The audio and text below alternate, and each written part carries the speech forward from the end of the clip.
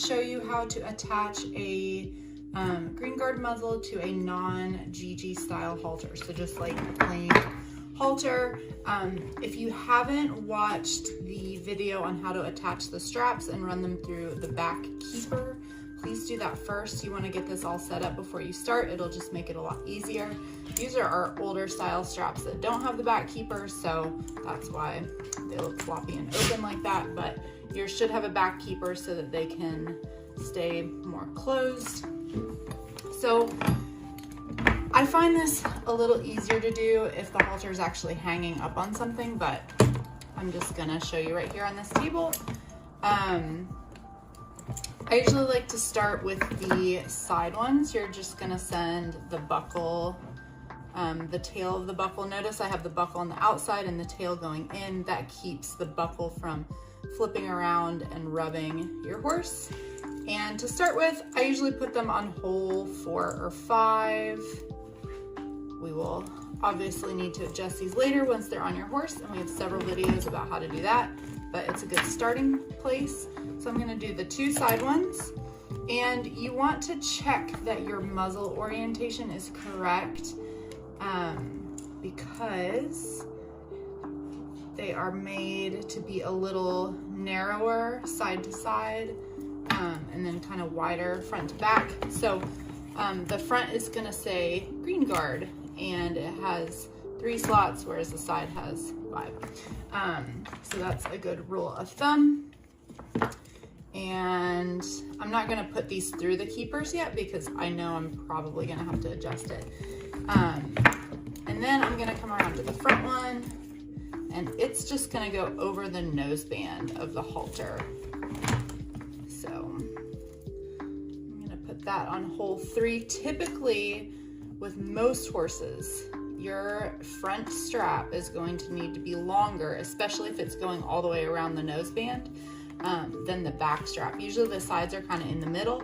The front one's really long, and the back one usually ends up being pretty tight. And this is just because of the way that the muzzle is made and the way that most horses' faces are shaped. It just helps get that angle correct.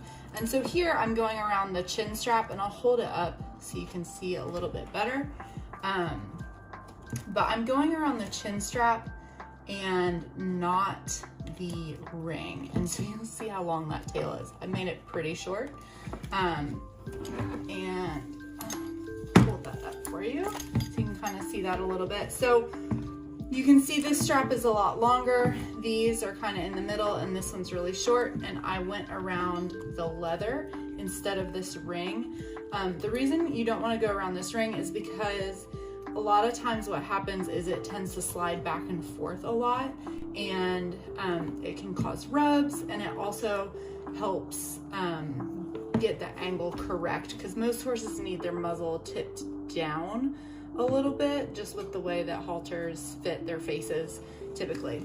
So that's kind of what you do.